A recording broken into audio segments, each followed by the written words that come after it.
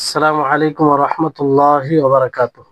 ওয়ালাইকুম সালাম ওয়া রাহমাতুল্লাহি ওয়া বারাকাতুহু। ইন্নাল হামদালিল্লাহ নাহমাদুহু ওয়া নাস্তাঈনুহু ওয়া নাস্তাগফির ওয়া নাউযু বিল্লাহি মিন শুরুরি আনফুসিনা ওয়া সাইয়্যাতি আমালিনা মান ইয়াহদিহিল্লাহু ফালা মুদিল্লা লাহু ওয়া মান ইউদ্লিলহু ফালা হাদিয়া লাহু ওয়া আশহাদু আন লা ইলাহা ইল্লাল্লাহু ওয়াহদাহু লা শারীকা লাহু ওয়া আশহাদু আন্না মুহাম্মাদান আবদুহু ওয়া রাসূলুহু।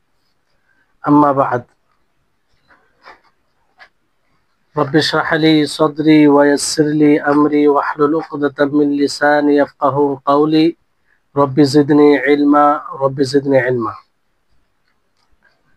সম্মানিত আজকের ক্লাসে উপস্থিত সুপ্রিয় ভাই সকল, সর্বপ্রথম আমরা সেই মহান করুণাময়ের প্রশংসা করি যিনার তৌফিকে, যিনার বিশেষ রহমতে আমরা তার রাসূলের বাণীকে বোঝার জন্য এখানে উপস্থিত হয়েছি, যিনি আমাদেরকে তৌফিক দিয়েছেন। তারপরে আমাদের সকলের প্রাণ প্রিয় নবী করিম মুহাম্মদ মুস্তাফা সাল্লাল্লাহু আলাইহি ওয়াসাল্লাম, ওনার উপর অসংখ্য শান্তির ধারা বর্ষিত হোক। আল্লাহুম্মা সাল্লি আলাইহি আল্লাহুম্মা বারিক আলাইহি। আজকে ইনশাআল্লাহ আমরা ইমাম নববী রাহিমাহুল্লাহর আল আরবাঈন আন-নববী এই বইয়ের 24 নম্বর হাদিস পড়ব, যেটা পূর্বে থেকে চলে আসছে। হাদিসটি একটু লম্বা আছে আর খুব চমৎকার হাদিস, যে হাদিসটি আপনারা পূর্বের ক্লাসে শুনেছেন, আশা করি আপনারা উপলব্ধি করেছেন। তো আজকে সেই হাদিসেরই দার্স হবে ইনশাআল্লাহ।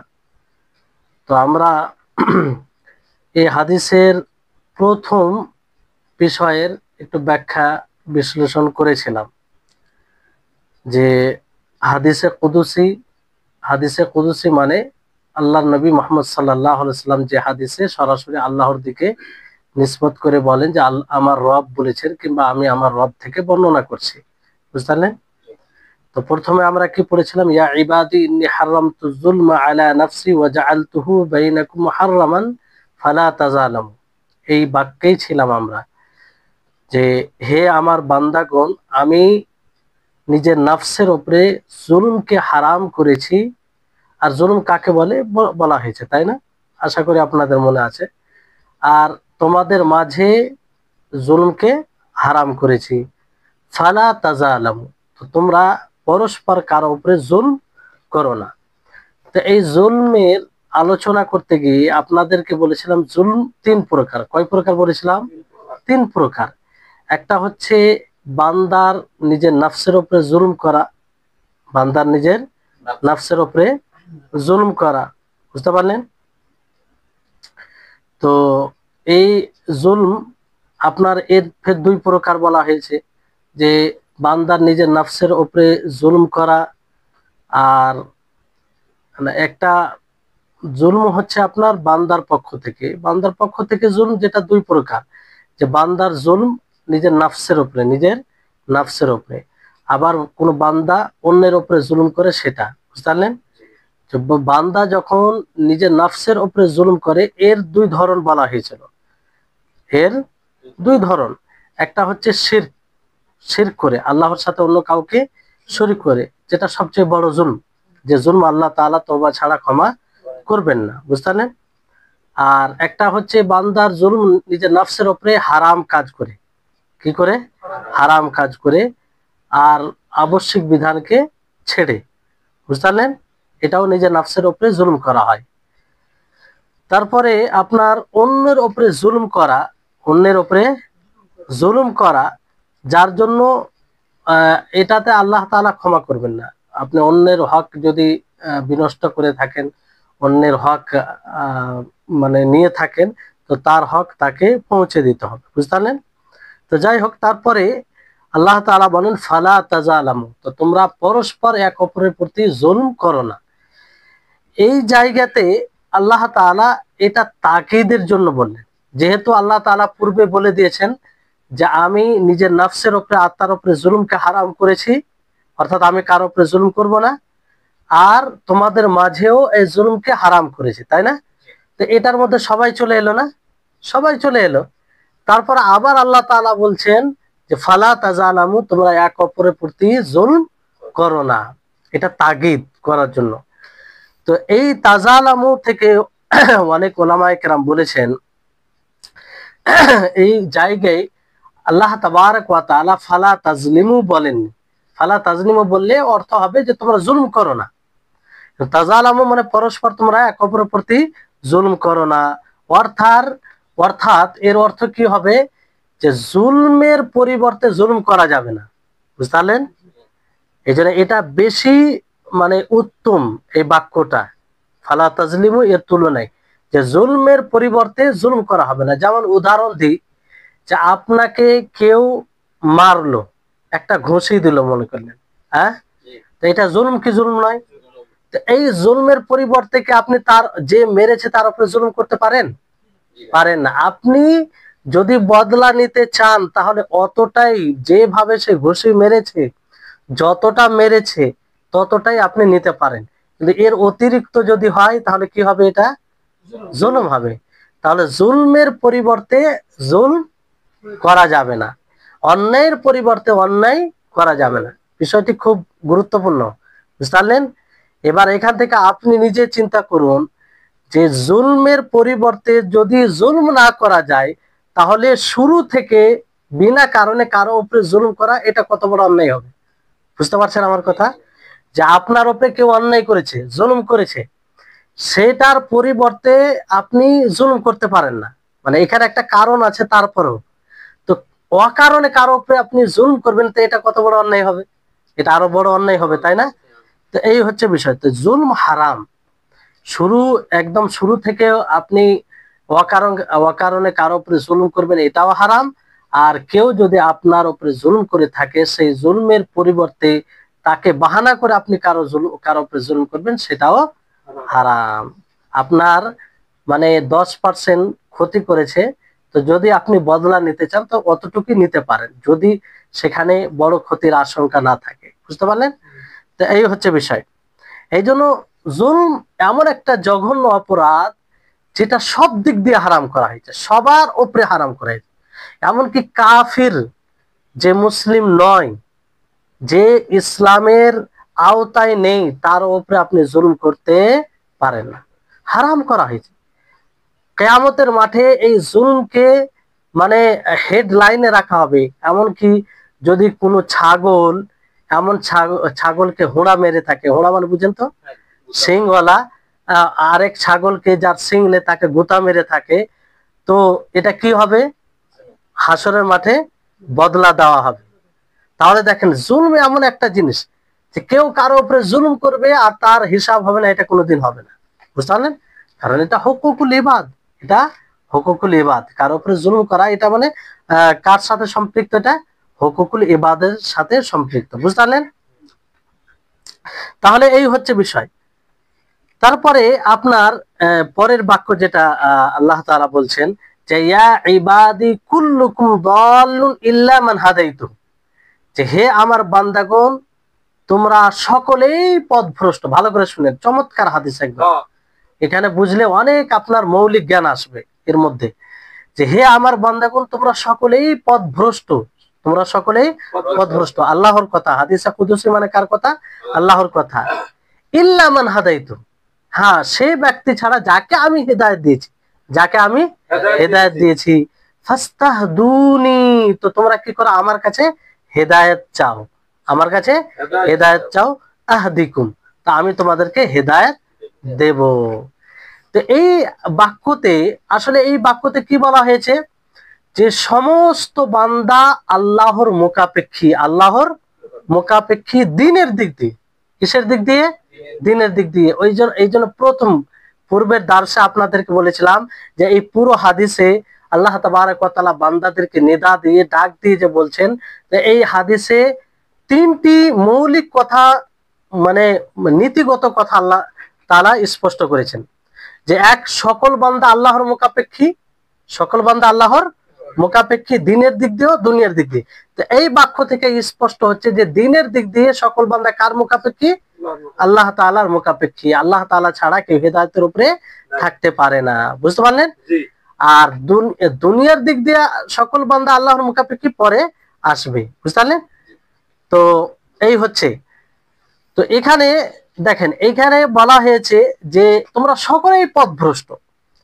তো হেদায়েত আমি যাকে দেব সেই হেদায়েতের উপরে থাকবে কিংবা সেই হেদায়েত পাবে। হেদায়েত মূলত কয় প্রকার? দুই প্রকার। কয় প্রকার? দুই প্রকার। একটা হচ্ছে মানুষের যে সব কাজে লাভ উপকার কথা যে সব জিনিসে মাসলেহাত আছে সেই দিকে গাইড করা, সেই দিকের হেদায়েত, বুঝতে পারেন? এটা সমস্ত মাখলুককে অন্তর্ভুক্ত করে। অর্থাৎ এই হেদায়েত আল্লাহ তাআলা সকলকে দিয়েছেন, কাফেরকে দিয়েছেন, মুসলিমকে দিয়েছেন, মুমিন কাফের ফাজির মুনাফিক সকলকে দিয়েছেন, তাই না? মানে মানুষ বুঝে কি বুঝে না যে কোনটা আমার জন্য ভালো হবে, কোনটা আমার জন্য মন্দ হবে, খারাপ হবে, এতটা তো মানুষ বুঝে। আগুন আছে, তো আগুনে মানে হাত দিলে হাত পুড়ে যাবে, বুঝে কি বুঝে না? মাছে কাঁটা আছে, কাঁটা বেছে খেতে হবে, এটা বুঝে কি বুঝে না? তো এটা হচ্ছে এই হেদায়েত সকলকে আল্লাহ তাআলা দান করেছেন, সকলকে দান করেছেন, বুঝতে পারলেন? সকল মাখলুককে। আর দ্বিতীয় হেদায়া হচ্ছে হেদায়া দ্বীনিয়া, হেদায়া দ্বীনিয়া। এই হেদায়েতের উপরে এই হেদায়েতের ফলাফল আসে দুনিয়াতে আর আখিরাতে। দুনিয়াতে যদি হেদায়েত পাই, হেদায়া দ্বীনিয়া, তার ফলাফল আখিরাতে আছে কি নেই? তার ফলাফল আখিরাতে আছে। তাহলে এখান থেকে একটা সূক্ষ্ম বিষয় যেটা বের হয় যে আসলে সকল মানুষ পথভ্রষ্ট। সকল মানুষ কি পথভ্রষ্ট? সকল মানুষ কল্যাণ থেকে বঞ্চিত। কিন্তু আল্লাহ তাআলা যাকে হেদায়েত দেন, যাকে তৌফিক দেন, সেই এই হেদায়েতের মালিক হয়, সেই এই হেদায়েতের মালিক হয়। একটা বিষয় বুঝতে পেরেছেন? এই বিষয়টি যদি আমরা বুঝতে পারি, অহংকারে কিছু আছে? আত্ম অহংকার, যে আমি বড় ইবাদত করি, আমি মিথ্যা কথা বলি না, মানে একটা যে অহংকার মানুষের কাজ করে, বেশিরভাগ দেখবেন যারা আবিদ, মূর্খ আবিদ, তাদের মধ্যে এই অহংকার চলে আসে। কিন্তু এই সূক্ষ্ম বিষয়গুলো যদি তারা বুঝে, তো এতে অহংকার করবে, বরং আল্লাহর শুকরিয়া আদায় করবে যে আল্লাহ তাআলা আমাকে হেদায়েত না দিলে এইগুলো তো করতে পারতাম না, আল্লাহ তাআলা তৌফিক না দিলে করতে পারতাম না। তা আসল সকল মানুষ হেদায়েত থেকে বঞ্চিত, কিন্তু আল্লাহ তাআলা যার উপরে রহমত করেন তার কর্মফলে সে হেদায়েতের পথে আসে, বুঝতে পারলেন? অনেক বিদ্বানগণ বলেন যে আসলে সকল মানুষ মানে হেদায়েত ছাড়া অন্য পথে আছে। এটা কি করে? যদি আল্লাহ তাবারক ওয়া তাআলা মানুষকে, মানব জাতি, জিন জাতিকে ছেড়ে দেয় তাদের অভ্যাসের উপরে। কিসের উপরে? অভ্যাসের উপরে, প্রবৃত্তির উপরে, তাদের চাহিদার উপরে। তো গুমরাহির মধ্যে হবে কি হবে না? আমাদের কি মন চায় দেখেন, আমাদের মন কি চায়? এনজয় করা, আনন্দ করা, অশ্লীল কাজ করা মন চায় কি চায় না? মিথ্যা কথা বলা, ধোঁকা দেওয়া, যারা ছোট আছে তাদের প্রতি জুলুম করা, এটা মন চায়। মানে মন চায় কি চায় না? তো এর উপরে যদি আল্লাহ তাআলা ছেড়ে দিতেন তো পথভ্রষ্ট থাকতাম কি থাকতাম না? কিন্তু আল্লাহ তাআলা আমাদেরকে দ্বীনি হেদায়েত দিয়েছেন, ফলে আমরা এগুলোকে ত্যাগ করছি, তাই না? যাকে আল্লাহ তাআলা দান করেছেন সে ত্যাগ করে, বুঝতে পারলেন? তো এই হেদায়েত থেকে বঞ্চিত হয়। অনেক সময় মানুষ উপেক্ষা করে, এটাকে উপেক্ষা করে, ইগনোর করে, ফলে হেদায়েত থেকে বঞ্চিত হয়। অনেক সময় মানুষ না জেনে, না জানা, জ্ঞান না থাকার কারণে এই হেদায়েত থেকে বঞ্চিত হয়, বুঝতে পারলেন? তো এই হচ্ছে হেদায়েত। এবং এই হেদায়েত অর্জিত হয় কিসের মাধ্যমে? এই হেদায়েতে দ্বীনিয়া কিসের মাধ্যমে আমরা অর্জন? কিতাবুল্লাহ ও সুন্নাতে রাসূল থেকে। আমি আপনি যদি হেদায়েত চাই প্রকৃত অর্থে, তো আমাদেরকে কি করতে হবে? আল্লাহর কোরআন অধ্যয়ন করতে হবে এবং রাসূলের হাদিস অধ্যয়ন করতে হবে, বুঝতে পারলেন? তা এইভাবে আমরা হেদায়েত পাবো। আর তার মধ্যে আল্লাহর কাছে হেদায়েতের দোয়া করতে হবে, কারণ কোরআন হাদিস পেলেই যে হেদায়েত পেয়ে যাবে জরুরি নয়। কেন জরুরি নয়? যারা আজকে কবর পূজারী, যারা কবর পূজা করে, কবরের কাছে গিয়ে অনেক প্রকারের মানে ইবাদত করে, মানত করে, দোয়া করে, চাদর চড়ায়, মোমবাতি জ্বালায়, তাওয়াফ করে কবরে, এগুলো সবগুলো শিরক। তো তারাও কোরআন থেকে দলিল দেয়, কিন্তু কোথা থেকে দলিল দেয়? একজন সাধারণ মানুষ বিভ্রান্তিতে পড়ে যায়, এরাও তো কোরআনের কথা বলছে, এই জন্য বলে যে না, ওরাও তো কোরআনের কথা বলছে, আল্লাহর কথা বলে, রাসূলের কথা বলে। তো কোরআনের কথা বললে, কোরআন পড়লেই যে হেদায়েত পেয়ে যাবে তা নয়, বরং সেই কোরআন ও হাদিস থেকে তখনই হেদায়েত পেতে সক্ষম হবে যখন কোরআন ও হাদিসকে সাহাবীদের বুঝ অনুযায়ী বুঝবে। সাহাবারা যেভাবে যেভাবে আয়াত থেকে বুঝেছেন সেভাবে বুঝতে হবে, বুঝতে পারলেন? তাহলেই হেদায়েত পাওয়া সম্ভব হবে। এই জন্য আল্লাহর কাছে দোয়া করতে হবে কি করে, যে হে আল্লাহ তুমি আমাদেরকে সহি ফাহম মানে বিশুদ্ধ বুঝ আমাদেরকে দান করো, সেই বুঝ দান করো যে বুঝ তুমি সাহাবাদেরকে দিয়েছো, সেই বুঝ আমাদেরকে দান করো, যাতে সেই বুঝে আমরা কোরআন হাদিস অনুযায়ী জীবন গড়তে পারি, বুঝতে পারলেন? তাই হচ্ছে, তো এটা একটা হেদায়েত, মানে এই হেদায়া প্রথম প্রকারের মধ্যে দুটি হেদায়া, একটা হেদায়া মানে পার্থিব হেদায়া যেটা সকলকে দেওয়া হয়েছে, বুঝতে পারলেন, কাফের মুসলিম সকলকে, ফাজির মুনাফিক সকল, আর একটা দ্বীনি হেদায়া যেটা শুধুমাত্র মানে কাদেরকে দেওয়া হয়েছে, ইমানদার যারা কিতাবুল্লাহ সুন্নাত রাসূল থেকে হেদায়েত সন্ধান করে, বুঝতে পারলেন? দ্বিতীয় হচ্ছে হেদায়েতুত তৌফিক। কি হেদায়েতুত তৌফিক? এই হেদায়েত শুধুমাত্র আল্লাহ তাবারক ওয়া তাআলার পক্ষ থেকে। কোথা থেকে? প্রথম যে হেদায়েত বললাম হেদায়েতের দিন, এটা কোরআন ও হাদিস থেকে এই হেদায়েত পাওয়া যায়, কিন্তু হেদায়েত তৌফিক মূলত সেটা তৌফিক যেটা, সেটা কোথা থেকে? আল্লাহ তাবারক ওয়া তাআলা। আল্লাহ তাআলা যতক্ষণ না এই তৌফিক না দিবে ততক্ষণ। আজকে যে আপনারা দেখেন এতগুলো মানুষের মাঝে আপনারা ক্লাসে উপস্থিত হয়েছেন, নিজে সক্ষম হয়েছেন, প্রচেষ্টা করেছেন, কিন্তু তৌফিক কে দিয়েছে? আল্লাহ তাআলা। তৌফিক না দিলে সম্ভব ছিল? এটা সম্ভব ছিল না। তো এইটাই হচ্ছে তৌফিক। এই হেদায়েত তৌফিক একমাত্র আল্লাহ তাআলা যখন দেয় তখনই মানুষ সক্ষম হয়, বুঝতে পারলেন? তো এই হেদায়েত, এই জন্য যতই দুনিয়াতে মুত্তাকি পরহেজগার মানুষ হোক না কেন, কেউ কাউকে যদি হেদায়েত দিতে চায় তো কেউ দিতে সক্ষম নয়। নবী করিম মুহাম্মদ সাল্লাল্লাহু আলাইহি ওয়াসাল্লাম সবচেয়ে বড় মুত্তাকি ছিলেন কি ছিলেন না? তিনি তার চাচাকে হেদায়েত দিতে পেরেছিলেন? তিনি বারবার বলছিলেন চাচাকে, চাচা একটি কালিমা পড়ুন, শুধু লা ইলাহা ইল্লাল্লাহ পাঠ করে নিন, এটার দ্বারা আমি আল্লাহর কাছে সুপারিশ করব। কিন্তু পারেনি, বলেনি আবু তালিব, যে এত ভালোবাসতো নবী সাল্লাল্লাহু আলাইহি সাল্লামকে, বুঝতে পারলেন? শেষ পর্যায়ে আল্লাহ তাআলা আয়াত নাযিল করে কি বললেন? ইন্নাকা লা তাহদি মান আহবাবতা, যে আপনি যাকে ভালোবাসেন তাকে আপনি হেদায়েত দিতে পারবেন না, ওয়ালাকিন্নাল্লাহ ইয়াহদি মান ইয়াশা। হ্যাঁ, আল্লাহ তাআলা যাকে হেদায়েত দিতে চাইবে তাকে আল্লাহ হেদায়েত দেন। এই জন্য দেখবেন অনেক দেখবেন যারা দাওয়াতি কাজে লেগে থাকে, কারো ভাই সলাতে আদায় করে না, কারো পিতা মাতা সলাতে আদায় করে না, কারো মানে এরকম। তো অনেকেই অভিযোগ করে তুমি দাওয়াতের কাজ করছো, তোমার বাড়িতে এই নামাজ পড়েন ওই নামাজ পড়েন। তো সে যদি তাদেরকে বুঝিয়ে থাকে তাহলে তার এটা কোনো দোষণীয় বিষয় নয়, এটা স্বাভাবিক। অনেক নবীর ব্যাপারে শুনেছেন কি শুনেনি, যে তার ছেলেরা হেদায়েতের পথে আসেনি, তার ছেলেরা হেদায়েতের পথে আসেনি, বুঝলেন? তো এই হেদায়েতের তৌফিক একমাত্র আল্লাহ তাআলার নিকটে, আর এটা সবচেয়ে বড় নিয়ামত। আল্লাহ বলছে এটা সবচেয়ে বড় নিয়ামত। এই জন্য এই নিয়ামতের জন্য সবসময় আল্লাহর কাছে দোয়া করবেন, সব সময় দোয়া করবেন যে এই হেদায়েত আল্লাহ তুমি দান করো আমাদের। এর জন্য বেশি বেশি করে দোয়া করবে। যেন আমরা সূরা ফাতিহাতে কি বলি বারবার, ইহদিনাস সিরাতাল মুস্তাকিম, যে হে আল্লাহ তুমি সিরাতে মুস্তাকিমে পরিচালিত করো। এটাই হচ্ছে হেদায়েতুত তৌফিক। হ্যাঁ, মানে আল্লাহর কাছে হেদায়েত চাওয়া হয়। তো এই হেদায়েতের তিনটি মৌলিক বিষয় রয়েছে, বুঝতে পারলেন? একটি হচ্ছে যে সেই হেদায়েতের পথ, সেই হেদায়েতের পথ এবং তার বিস্তারিত বিষয়গুলো, যেমন হেদায়েতের পথ ইসলাম, হ্যাঁ এটা একটা পথ। তো সেখানে ইসলামকে মানতে হলে সালাত আদায় করতে হবে, আল্লাহর তাওহীদকে বাস্তবায়ন করতে হবে, যাকাত ফরজ হলে যাকাত দিতে হবে, হ্যাঁ হজ ফরজ হলে হজ করতে হবে। এগুলো কি বিস্তারিত বিষয়। তো এর তৌফিক, বুঝতে পারলেন? আর এগুলো জানা, এগুলো জানতে হবে। তারপরে দ্বিতীয় স্টেপ কি, দ্বিতীয় মৌলিক বিষয় যে তৌফিক, আমলের তৌফিক। শুধু জানলেই হবে না, শুধু জানলেই হবে না, বরং আমল করতে হবে। তো আমল কখন করতে পারবো? যখন আল্লাহ তাআলা তৌফিক দিবেন, বুঝতে পারলেন? তৌফিক দেন। তৃতীয় বিষয় কি, যে তার উপরে অনড় থাকা। তার উপরে কি? অনড় থাকা। একজন ব্যক্তি মনে করেন যে সারা জীবন আমল করে গেল, সারা জীবন আমল করে, মৃত্যুর 2 মিনিট পূর্বে, মৃত্যুর 2 মিনিট পূর্বে শিরক করে ফেললো, আল্লাহর সাথে অন্য কাউকে শরীক করলো, সারা জীবনের আমল বাতিল হয়ে যাবে। এই জন্য আমাদের মনে পড়ছে এই একটি মানে এই সম্পর্কে হাদিস আছে, সেই হাদিসটি পড়াতে পড়াতে শেখ সালেহ সিন্ধি হাফিজাউল্লাহ, এখনো তিনি আছেন, প্রখ্যাত বড় মাপের আলেম, সকলেই চিনেন যিনারা ইলমের জগতে আছেন।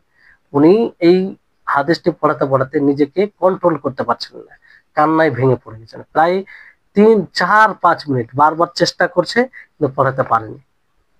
বা 4-5 মিনিট পরে যখন একটু স্বাভাবিক হলে তখন আবার পড়া তিনি করলেন। মানে আমরা হাদিসগুলো অনুধাবন করি না, বুঝতে পারলেন? যে একজন ব্যক্তি আমল করছে, আমল করতে করতে করতে শেষ পর্যায়ে দেখা গেল জাহান্নামী কর্ম করে সে জাহান্নামে চলে গেল, বুঝতে পারলেন? তো এটা এটা এটা মানে এটা নয় যে আল্লাহ তাআলা জুলুম করবে না। মানুষ সারা জীবন আমল করে শেষে জাহান্নামী কর্ম করে জাহান্নাম যাবে, মানে জান্নাতি কর্ম করে শেষে জাহান্নামী কর্ম করে জাহান্নামে যাবে, এটা মানে কি তার আমলে ইখলাস ছিল না। তার আমলে কি ছিল না? ইখলাস ছিল না, আল্লাহর জন্য আমল করেনি, ফলে এটা হয়, বুঝতে পারলেন? তাহলে এই হচ্ছে, তাহলে এই হেদায়েত 3টি পদ্ধতিতে পাবো। ভালো করে শুনেন, কয়টি পদ্ধতিতে? 3টি পদ্ধতিতে। 1 নম্বর হেদায়েত আপনি যে পথে পাবেন সেটি হচ্ছে দোয়া। কি? দোয়া করবেন, আল্লাহর কাছে দোয়া করবেন, খালিস নিরপেক্ষ ভাবে আল্লাহর কাছে চাইবেন যে আল্লাহ তুমি হেদায়েত দাও, আমি যদি সিরাতে মুস্তাকিম ব্যতীত অন্য রাস্তায় থাকি তাহলে তুমি হেদায়েত দাও, বুঝলেন? দোয়া করবেন, সব সময় এটা দোয়া করবেন। আল্লাহুম্মা মুসাররিফাল কুলুব সাররিফ কুলুবানা আলা তাআতিক, দিনের উপরে অবিচল থাকার দোয়া, হেদায়েতের দোয়া করবেন, বুঝলেন? এটা একটা পথ। দ্বিতীয় পথ হচ্ছে যে আমলে সালেহ বেশি বেশি করে করবেন। কি করবেন? সৎ আমল করবেন, যতটা পারবেন সৎ আমল করবেন। কারণ সৎ আমল আপনাকে গাইড করবে, সৎ আমল আপনাকে সিরাতে মুস্তাকিমের পথ দেখাবে, সৎ আমল আপনাকে উদ্বুদ্ধ করবে, সৎ আমল আপনার হৃদয়ে এর স্বাদ মানে জোগাড় করবে, বুঝতে পারলেন? তো এই দ্বিতীয় পথ হচ্ছে এটা। তৃতীয় পথ কি? তালাবুল ইলম, ইলম সন্ধান করতে হবে, ইলম অর্জন করে হেদায়েত পাবেন। আপনি বসে বসে শুধু ইবাদত করবেন না, এতে হেদায়েত পাবেন না। আপনি জানবেন না কোন পথ কি পথ, তো কি করে আপনি সেই হেদায়েতের পথ অবলম্বন করবেন? আগে জানতে হবে না? এই জন্য ইলম অর্জনে আগ্রহী হতে হবে। বড় দুঃখের সাথে বলতে হয় বর্তমান সময়ে অধিকাংশ যুব সমাজকে দেখা যায় যে তারা দাওয়াতি কাজে খুব আগ্রহী, এটা করতে ওইটা করতে হবে, কিন্তু ইলম অর্জনে অতটাই পিছে। ইলম অর্জন করতে গেলে যেমন আমরা অনলাইন অনেক সময় ক্লাস করি, তো যতটা সংখ্যা হওয়া উচিত মানুষকে যে অনলাইন কাজে যে দাওয়াতি অ্যাক্টিভিটি দেখা যায় সেই তুলনায় মানে আরো বেশি সংখ্যা হওয়া উচিত, যে বলা মানে এইরকম বলার প্রয়োজন পড়া উচিত ছিল যে আর মানে সুযোগ নেই, কিন্তু ওই তুলনায় কিছু নেই। তার মানে কি? যে শুধু আগ্রহ, আকাঙ্ক্ষা, আশা, এটা করব ওটা করব, কিন্তু ইলম অর্জনে আমরা পিছিয়ে। অথচ হেদায়েত, প্রকৃত হেদায়েতকে পেতে হলে ইলম অর্জন করতে হবে। আপনি ইলম অর্জনে নিজেকে ব্যস্ত করুন, যে পথ আপনার জন্য সহজ হবে। কোনো আলেমকে কাছে পেয়েছেন তার কাছে, কোনো অনলাইনে আপনি সুযোগ পেয়েছেন অনলাইন, আপনি নিজেকে ইলম অর্জনে ব্যস্ত রাখুন, তাহলে আপনি হেদায়েতের পথ পাবেন। আর আপনি হেদায়েতের পথে অনড় থাকতে পারবেন, বুঝতে পারলেন? আর সমস্ত প্রকারের ফিতনা থেকে মুক্ত থাকবেন। হেদায়েতের পথ পাবেন মানে সবকিছু এর মধ্যে চলে আসে, ফিতনা থেকে মুক্ত থাকবে, বুঝতে পারলেন? তো এখানে দেখেন আল্লাহ তাবারক ওয়া তাআলা এই বাক্যের মধ্যে 3টি বিষয় বলেছেন। একটা খবর দিয়েছেন যে দেখো তোমরা সকলেই পথভ্রষ্ট, তোমরা সকলেই পথভ্রষ্ট, হ্যাঁ আমি যাকে হেদায়েত দেবো সেই হেদায়েতের পথে থাকবে, বুঝতে পারলেন? এটা খবর, আল্লাহ তাআলা কি দিয়েছেন? খবর, যে আসলে তোমরা পথভ্রষ্ট, যারা হেদায়েতের পথে আছে এটা আল্লাহ তাবারক ওয়া তাআলার রহমত, আল্লাহ তাআলার হেদায়েত, বুঝতে পারলেন? দ্বিতীয় হচ্ছে যে আল্লাহ তাআলা মানে চেয়েছেন, হুকুম দিয়েছেন ফাস্তাহদুনি, যেহেতু হেদায়েত আমার হাতে, তো তোমরা আমার কাছে কি চাও? হেদায়েত চাও, হেদায়েত চাও। আর তৃতীয় হচ্ছে যে ওয়াদা, আল্লাহ তাবারক ওয়া তাআলার ওয়াদা। কি ভাবতে পেরেছেন? যে আল্লাহ তাআলা ওয়াদা করছেন যে আমার বান্দা যদি আমার কাছে হেদায়েত চায় তাহলে আমি তাকে হেদায়েত দেব, আমি তাকে কি দেব? হেদায়েত দেব। এই জন্য মনে রাখবেন যে যে কোনো বান্দা যখন সততার সাথে আল্লাহর কাছে হেদায়েত চাইবে আল্লাহ তাআলা তাকে আবশ্যিকভাবে হেদায়েত দেবেন, কারণ এটা আল্লাহ তাআলার ওয়াদা, এটা আল্লাহ তাআলার কি ওয়াদা। কোন মানুষ যদি হেদায়েতের পথে না থাকে তার মানে সে সততার সাথে আল্লাহর কাছে হেদায়েত চাইনি। কেউ চাই বলে আমরা তো চাই, সূরাতুল ফাতিহাতে তো বারবার বলি ইহদিনাস সিরাতাল মুস্তাকিম, কিন্তু ওই সততা থাকে, নিরপেক্ষতা থাকে, সে তো আগেই মনে করে যে আমি যে পথ আছি সেটাই সঠিক। আল্লাহর কাছে নিরপেক্ষভাবে চাইতে হবে যে হে আল্লাহ, আমি যদি বাতিল পথে থাকি পথভ্রষ্ট পথে থাকি, তাহলে তুমি আমাকে হেদায়েত দাও, সেটা যেই পথ ভালো হবে, যেটা হক সেটা সেই পথে নিয়ে যাওয়ার তৌফিক দাও। বুঝলেন? তো আল্লাহ তাবারক ওয়া তাআলা এটা ওয়াদা। তো কোনো মানুষ দোয়া করার পরেও হেদায়েত যদি না পায়, তার মানে তার দোয়াতে ত্রুটি থেকেছে। কারণ আল্লাহ তাআলা কখনো ওয়াদা খেলাফি করেন না, ওয়াদা ভঙ্গ করে না। বুঝতে পারলেন? তাহলে এই হচ্ছে বিষয়। তাহলে এই বাক্যে আমরা এতগুলো বিষয় জানতে পারলাম। তারপরের বাক্য এখানে আল্লাহ তাবারক ওয়া তাআলা বলেন পরের বাক্যতে যে ইয়া ইবাদি কুল্লুকুম জায়িউন। সবগুলো কথা চমৎকার, দেখেন কি দামি কথা। আল্লাহ তাআলা বলছেন যে ইয়া ইবাদি কুল্লুকুম জায়িউন ইল্লা মান আতআমতুহু, যে হে আমার বান্দাগণ তোমরা সকলেই ক্ষুধার্ত। সকলে কি ক্ষুধার্ত? ইল্লা মান আতআমতুহু, হ্যাঁ সে ব্যক্তি, সেই বান্দা যাকে আমি খাওয়িয়েছি, যাকে আমি খাবার দিয়েছি। ফাস্তাতঈমুনি, ফলে তোমরা কি করো? আমার কাছে খাবার চাও, আমার কাছে খাবার চাও। উতঈমুকুম, আমি তোমাদেরকে খাবার দেব, আমি তোমাদেরকে খাবার দেব। দেখেন এই বাক্যতে আসলে আল্লাহ তাআলা রুবুবিয়তের কথা বলেছেন, যে খাবার দেনেওয়ালা, আমরা যা কিছু ভক্ষণ করছি এটা কার পক্ষ থেকে? আল্লাহ তাআলা না দিলে এটা সম্ভব ছিল? সম্ভব ছিল না।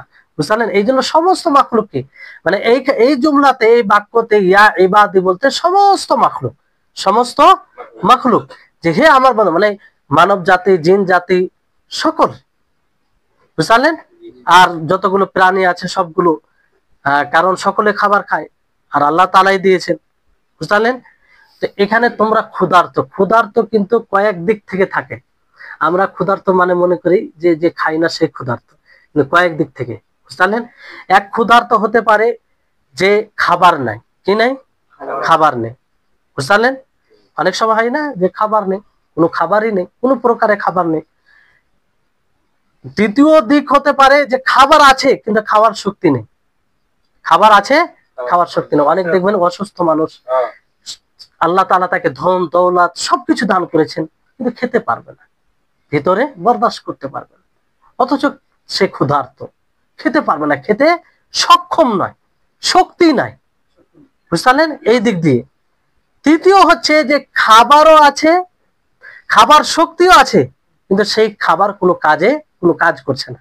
কি করছে না? কোনো কাজ করছে না। তো এখানে আল্লাহ তাআলা যে বলছেন যে তোমরা ক্ষুধার্ত, মানে এই তিন দিক দিয়ে তোমরা ক্ষুধার্ত। আমি যে খাওয়ালছি তোমাদেরকে, তিনটেই দান করেছি। আমি খাবার দিয়েছি, খাবারের সক্ষমতা দান করেছি, আর সেই খাবারের যে উপকার, তার যে কাজ খাবারের, সেই কাজটাও মানে করার অনুমতি দিয়েছে আমি। তা আল্লাহ তাআলা এই তিনটে, দেখেন আল্লাহ তাআলা এইভাবে যদি জানেন, তা আল্লাহ তাআলা কি রূপ রহিম, দয়ালু, তার দয়ার কোন সীমা নেই, উপলব্ধি করতে পারবো। আমরা শুধু কি জানি আল্লাহ তাআলা রহিম, এই জন্য আল্লাহর ব্যাপারে কখনো কুধারণা চলে আসে। কিন্তু এইভাবে যদি আমরা আল্লাহর পরিচয় লাভ করি, কখনো কুধারণা আসবে? কখনো আসবে না। আর এগুলো সব আমরা বুঝতে পারবো। হসপিটাল যান, বিশেষ করে যারা হসপিটালে কাজ করে, দেখবেন এমন এমন রোগী থাকে যে তাকে আল্লাহ তাআলা অঢেল অর্থ দিয়েছেন, কোনো কমি নেই, কিন্তু খেতে পারবে না। পাইপ দিয়ে তাকে পানীয় জাতীয় জিনিস দেওয়া হয়। বুঝলেন? অনেক সময় সেটাও কাজ করে না, সেটাও কাজ করে না। তো আল্লাহ তাআলা এটা বলছে তোমরা ক্ষুধার্ত ছিলে, তিনটেই জিনিস ইল্লা মান আতামতু, তিনটেই জিনিস দান করেছি তোমাকে। খাবার দিয়েছি, খাবারের শক্তি দিয়েছি, এবং খাবার সেটা কাজ করবে এটারও আমি অনুমতি দিয়েছি। বুঝতে পারলেন? তো এখানে তারপরে আল্লাহ তাআলা কি বলছেন? ফাস্তাতঈমুনি, ফলে তোমরা কি করো? আমার কাছে খাবার চাও, আমার কাছে খাবার চাও। তো খাবার চাইতে হবে কি করে? এক তো আল্লাহ তাআলা আপনাকে ব্রেন, বুদ্ধি, বিবেক সবকিছু দান করেছে, সেই অনুযায়ী আপনি সন্ধান করবেন। কি করবেন? সন্ধান করবেন। যেমন আল্লাহ তাবারক ওয়া তাআলা এতে কি বলেন যে ফাইদা কুদিয়াতিস সালাহ ফান্তাশিরু ফিল আরদ, যখন নামাজ হয়ে যাবে তখন তোমরা জমিনে ছড়িয়ে পড়ো। তা আল্লাহ তাআলারই আদেশ না? আল্লাহ তাআলা আদেশ দেন যে সালাত আদায় করো, তারপরে আদেশ এটাও দেন যে তোমরা জমিনে ছড়িয়ে পড়ো। এই জন্য অনেকে মূর্খ, অজ্ঞতার পরিচয় দেয় যে আল্লাহ তাআলা শুধু ইবাদত কথা বলে, যে খাওয়াবে কে? নাউজুবিল্লাহ, এই ধরনের কথা বলে। কিন্তু আল্লাহ তাআলা এইটাও পছন্দ করে না যে 24 ঘন্টা যে ইবাদত করবে আর রুজির সন্ধান করবে না, তাকে আল্লাহ তাআলা পছন্দ করেন না। বরং ইবাদত করবে, ইবাদতের পরে রুজির সন্ধান করবে, সেটাও আল্লাহর নিকটে প্রিয় এবং সেটাও আল্লাহর ইবাদত। যদি সেই রুজির সন্ধানে এটা উদ্দেশ্য থাকে যে আমি রুজির সন্ধান করে দুটো খেয়ে শক্তি অর্জন করে আল্লাহর যাতে ভালোভাবে ইবাদত করতে পারে, আমার পরিবারের সদস্যদের মুখে দুটি আহার দিতে পারে হালাল পদ্ধতি, তাহলে এটি ইবাদত হবে কি হবে না? এটি ইবাদত হবে।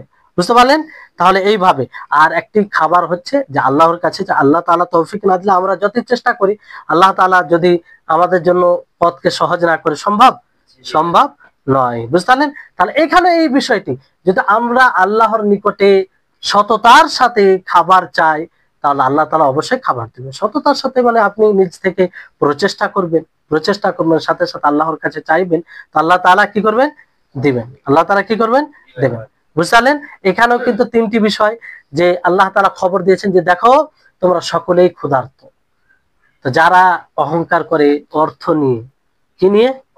কিছু অর্থ এলে অহংকার, কেউ কাউকে পুছে না, কেউ কাউকে জিজ্ঞাসা করে না, যারা গরিব একটু মানে অসচ্ছল অবস্থায় আছে তাদেরকে ছোট করে দেখে, তারা মূলত এটা বুঝতে পেরেছে না, ক্ষুধার্ত।